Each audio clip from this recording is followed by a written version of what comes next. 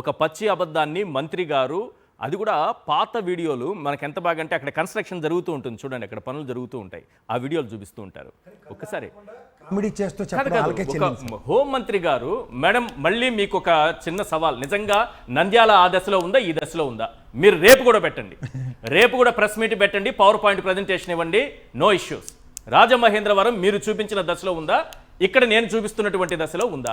ఈరోజు అక్కడ medical college run అవుతోందా, functioning జరుగుతోందా, విద్యార్థులు ఉన్నారా లేరా? మీరు రేపు పెట్టినా మళ్ళీ ఇదే చూపించినా పర్లేదు మేడం. ఇలా ప్రజల్ని తప్పుదో పట్టించడానికి మీలాంటి వాళ్ళని చంద్రబాబు నాయుడు గారు ఉపయోగించుకుంటున్నారంటే ప్రజలు నవ్వుకుంటారు మేడం. మీరు దయచేసి ఇలాంటి ప్రెస్ మీట్లు పెట్టకండి. ఇక్కడ ఏలూరు మెడికల్ కాలేజీ కనిపిస్తోంది, మీరు చూపించేది చూడండి ఎలా ఉందో. ఇది ఏలూరు మెడికల్ కాలేజ్, అది మేడం గారు చెప్తున్న పాత వీడియో, అంటే ఎప్పుడు నిర్మాణ దశలో ఉన్నది. పాడేరు, ఇక్కడ చూడండి పాడేరు ఎలా ఉందో. చంద్రబాబు నాయుడు గారే చెప్పారు ఆపరేషన్ చేసి ప్రారంభించారని. నెక్స్ట్ మేడమే చూపిస్తారు, మనమే టెన్షన్ పడాల్సిన పని లేదు. నంద్యాల సాక్షి ఇక్కడే ఉన్నారు, ఆయన కడుపు ఎంత రగిలిపోతూ ఉంటుందో పాపం. నేను ఎందుకంటే ఆయన ఎంత కష్టపడ్డారనేది, జగన్ గారి విజన్ కోసం అక్కడ నంద్యాల మెడికల్ కాలేజీ తీసుకురావడం కోసం ఎంత తిరిగారు, ఎంత కష్టపడ్డారు. ఈరోజు 300 మంది విద్యార్థులు నంద్యాల మెడికల్ కాలేజీలో మెడిసిన్ చదువుతున్నారంటే జగన్మోహన్ రెడ్డి గారి విజన్, అక్కడ కూర్చున్న శిల్పా గారి కష్టం. దాన్ని అలాంటి ఫేక్ ఫోటోలు, వీడియోలు, పాత వీడియోలు పెట్టి మేడం గారు ఏమీ లేదు, అక్కడేం జరగట్లేదు, వీటిని ఈ దశలో ఉన్నాయి అవి అని చెప్తున్నారు. ఇది మన ప్రభుత్వం యొక్క గొప్పతనం. ఇలాంటి ప్రభుత్వానికి ఒక నమస్కారం పెట్టడం తప్ప అదే మన సంస్కారం, అంతకుమించి ఇంకేం లేదు. సార్ ఎందుకు సార్ అమ్మేయాలనుకుంటున్నారు వీళ్ళు? ఎందుకు అమ్మేయాలనుకుంటున్నారు? కొన్ని 1-2 కాలేజీలు ఇంకా నిర్మాణ దశలోనే ఉన్నాయి, అయితే అమ్మేస్తారా? వీటిని కూడా అమ్మేస్తారా? నాకు నవ్వొచ్చే విషయం ఏంటంటే అన్న, 2024 ఎలక్షన్ల ముందు నా మీద దుష్ప్రచారం ఏంటంటే మెడికల్ కాలేజ్ తీసుకొచ్చేసి వాళ్ళ భూములు పెంచుకోవడం కోసం మెడికల్ కాలేజ్ తెచ్చి రన్ చేస్తున్నాడు అని చెప్పి. అంటే లేని మెడికల్ కాలేజ్ మీద ఇప్పుడు నేను రన్ చేసిన అమరావతి ఎవరి కోసం వచ్చిందంట. సో అంటే ఏదైనా సరే ఈరోజు మేము మొదటి నుంచి ఒకటే నమ్ముతున్నాం, ఆ రోజు కూడా సెల్ఫ్ సస్టైన్డ్ మెడికల్ కాలేజెస్ అని చెప్పేసి ముఖ్యమంత్రి గారు చేశారు. ఐఎమ్ టెల్లింగ్ యూ, మీరు ఈ రోజు వెళ్ళి పరిశీలించినా సరే, లేకపోతే బయట వాళ్ళని ఎవరినైనా తీసుకెళ్లి పరిశీలించినా సరే, ప్రైవేట్ మెడికల్ కాలేజీల కంటే ఈ 5 మెడికల్ కాలేజీల infrastructure is much much much better. అసలు నిజంగా అంటే నిజంగా కళ్ళలో ఊహించలేము సార్. నేను నిజంగా ఆ క్లాస్ రూమ్స్లో వెళ్ళి కూర్చొని అసలు ఏంటిది మన గవర్నమెంట్ మెడికల్ కాలేజా లేకపోతే ప్రైవేట్ మెడికల్ కాలేజా ఏం అర్థం కాలేదు. ప్రైవేట్ మెడికల్ కాలేజీలో కూడా ఆ ఇన్ఫ్రాస్ట్రక్చర్ లేదండి. డాక్టర్స్ నంద్యాలలో డాక్టర్ వృత్తి చేస్తున్నటువంటి డాక్టర్లు కూడా తన పిల్లల్ని ఈరోజు నంద్యాల మెడికల్ కాలేజీలో చదివిస్తున్నారు. ఎందుకంటే బయట కంటే ఇన్ఫ్రాస్ట్రక్చర్ బాగుందని చెప్పేసి ఈరోజు గవర్నమెంట్ మెడికల్ కాలేజీలో చదివిస్తున్నారు.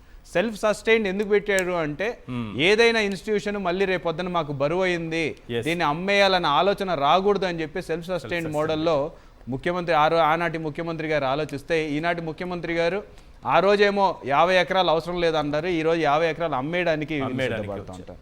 ఆ రోజు 50 ఎకరాలు ఇవ్వకూడదు అని చెప్పి కేసులు వేస్తారు. ఈ రోజు 50 ఎకరాలు వచ్చింది కాబట్టి అమ్మేద్దాం అని చెప్పి లైఫ్ మొత్తం, కెరీర్ మొత్తం ఈ కేసులు వేసుకోవడమేనా సార్? వాళ్ళు కేసులు, ఏ అభివృద్ధి జరగకుండా కేసులు వేయడమే. నంద్యాలలో ఇళ్ల పట్టాలు ఇస్తా అంటే కేసులు వేస్తారు, నంద్యాలలో మెడికల్ కాలేజ్ వస్తా, సాక్షాత్ జడ్జి గారు అన్నారండి, మెడికల్ కాలేజ్ వస్తుందంటే వద్దన్న వాళ్ళని ఫస్ట్ టైం చూస్తున్నాను, అసలు మెడికల్ కాలేజ్ ఎందుకు వద్దు మీకు? చంద్రబాబు నాయుడు గారికి చేరవేయండి ఇది.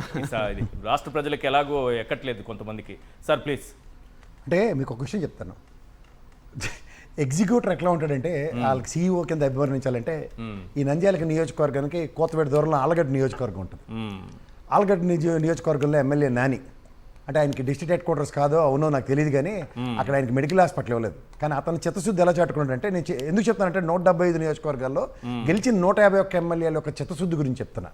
ఓకే, అంటే కెప్టెన్ సరిగ్గా ఉన్నాడు అనుకోండి, ఉదాహరణకి సౌరవ్ గంగూలీ, రాహుల్ ద్రవిడ్, లక్ష్మణ్ ఒక ఇన్నింగ్ ఆడారు, మీకు జ్ఞాపకం ఉందా? కల్కట్టా మ్యాచ్ ఆస్ట్రేలియాకి చొక్కలు చూపించినట్టు. 15 సంవత్సరాల లెగసీ ఉన్న తెలుగుదేశానికి 151 మంది ఉన్న టీం ఎలా చూపించిందంటే, సిఎస్ఆర్ యాక్టివిటీని జోడించి సార్ ఆ ప్రభుత్వ హాస్పిటల్ని ఏ విధంగా తీర్చిదిద్దాడంటే, సిఎస్ఆర్ డబ్బులు తీసుకొచ్చాడండి వాళ్ళ ఫ్రెండ్స్ కంపెనీల నుంచి, వాటి నుంచి, అండ్ లేటెస్ట్ ఎక్విప్మెంట్లతో.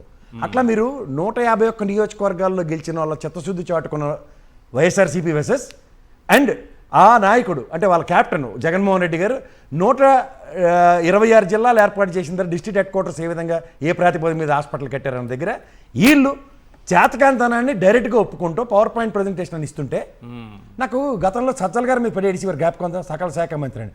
ఇప్పుడు వ్యవసాయ శాఖ మంత్రి యూరియా గురించి వెళ్ళగానే లోకేష్ వెళ్ళాడికి వస్తారు. Yes. ఇవాళ సత్య గారు ఉన్నారు కదా బీజేపీ మంత్రి, ఆయన కాకుండా ఈవిడ ఎందుకని ప్రెజెంటేషన్ ఇచ్చింది? అమాయకుల్ని చేసి ఆ మేడంని నాకు తెలిసి కావాలని ఇట్లా రంగంలోకి దించి అంటే వెళ్ళి ముందు అంటే వస్తువులు మేడం గారు తీసుకెళ్ళి ప్రతిసారి ముందు దొరికిపోతారు పాపం. ఇప్పుడు అలా కాదు సార్, మనకు చూడండి పండగల గాటికి ఇంట్లో గొర్రెపోతులను పెంచుతారు.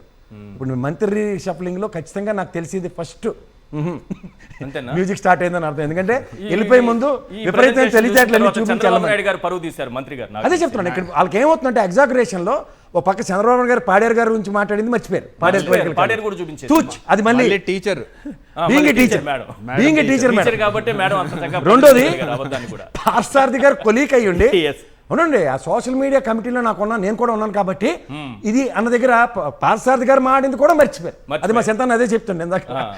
చింతలేని వార్తలు చెప్పడానికి వాళ్ళే సార్. చింతా గారు ఎందుకు అమ్మేయాలి చెప్పండి సార్, అసలు ఎందుకు అమ్మేయాలి వీటిని? ఆయన ఏది ఉంచాడు సార్ మీరు చెప్పండి. మీరు ఉదాహరణకి ఇక్కడ ఐడిపిఎల్ దగ్గర నుంచి తీసుకోండి, అంటే నిజాం షుగర్స్ దగ్గర నుంచి తీసుకోండి. ఇక్కడ ఈశ్వర్ గారు అమ్మేసేదానికి ప్రధాన కారణము తన వాళ్ళకి ఒకటి మంచి చేయాలన్న ఉద్దేశంతో అండ్ అక్కడ కూడా చేతులు మారుతాయి డబ్బులు అన్న ఏకైక ఉద్దేశంతో అవన్నీ కూడా ఇంకోటి బిడ్డర్స్ అంటారు. కానీ నాకు తెలిసి అండి వీళ్ళు ఈ అనౌన్స్మెంట్ ఇచ్చే ముందే బిడ్డర్స్ ఎవరు అన్నది కూడా వాళ్ళకు క్లియర్ కట్ ఐడియా ఉంటుందండి. They know who is going to take care of those medical colleges అన్నది అవన్నీ కూడా గ్రౌండ్ వర్క్ జరిగి అంత అయిన తర్వాత ఇక్కడ బయటకు వచ్చి చెప్తారు. సో ఒకటి వాళ్ళ మనుషులకి లాభం చేకూర్చడానికి, రెండవది ఇక మాకు చేత కాదు, మా ప్రభుత్వానికి చేత కాదు కాబట్టి ఎవరికో ఇస్తే దాన్ని కూడా విజనర్ అని నేను పబ్లిసిటీ ఇచ్చుకుంటా అనే దానికి ఆయన ప్రయత్నం చేస్తున్నాడండి. ఎందుకంటే తెలుగుదేశం పార్టీకి అనాదిగా కొమ్ము కాస్తూ వచ్చింది ఎవరంటే ఈ పెత్తందారులండి. వీళ్ళది పీపీపీ అంటే ప్రైవేట్ పబ్లిక్ పార్ట్నర్షిప్ అండి. మా వైఎస్ఆర్ కాంగ్రెస్ పార్టీ మా జగనన్న ప్రకారం పీపీపీ అంటే పేదవాడికి పెత్తందారుడికి మధ్య పోరాటం, మా పీపీపీ అది. సో ఫస్ట్ నుంచి కూడా ఆయన వాళ్ళని పెంచి పోషిస్తుంటే వాళ్ళు మాకు కొమ్ము కాస్తారు, మాకు సపోర్ట్ చేస్తారన్న ఏకైక ఉద్దేశం చంద్రబాబు నాయుడు గారిది. కానీ జగన్మోహన్ రెడ్డి గారు లేదు, మనం ఏం చేసినా కానీ డైరెక్ట్ గా ప్రజలనే వాళ్ళు బెనిఫిషరీస్ ఉండాలి అని ఆలోచించే విధానం జగన్మోహన్ రెడ్డి గారు. ఎప్పుడైనా ఇందాక మీరు అనిత గారి గురించి అంటే చెప్పండి. అనిత గారి గురించి ఇందాక మీరు వీడియో చూస్తే ఒకటి మాత్రం మిస్ అయింది అనిపించిందండి. వెనకాల బ్యాక్గ్రౌండ్ మ్యూజిక్ ఏం వేయలేదు, ఎందుకు నాకు అర్థం కావట్లేదు. మామూలుగా రీల్స్ బాగా చేస్తారు, సింహాచలంలో అరేంజ్మెంట్స్ చూస్తున్నా అని చెప్పేసి బ్యాక్గ్రౌండ్ మ్యూజిక్ పెట్టి రీల్స్ చేశారు. ఆ తర్వాత ఆ దుర్ఘటన జరిగింది. మరి ఈ రోజు ఎందుకో మరి ఆ మెడికల్ కాలేజ్ లేదండి, ఆ పేటెంట్ రైట్స్ రామ్మోహన్ రెడ్డి గారు తీసుకున్నారు. ఏమోలేండి.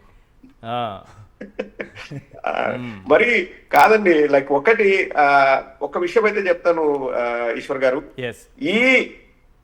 ఈ ప్రతిపాదనలు వాళ్ళు వెనక్కి తీసుకోకపోతే కూటమి వాళ్ళకే నేను ఒక సలహా కూడా చెప్తున్నానండి. రాజకీయంగా వాళ్ళ సమాధిని వాళ్ళు నిర్మించుకుంటున్నట్లే రాజకీయంగా.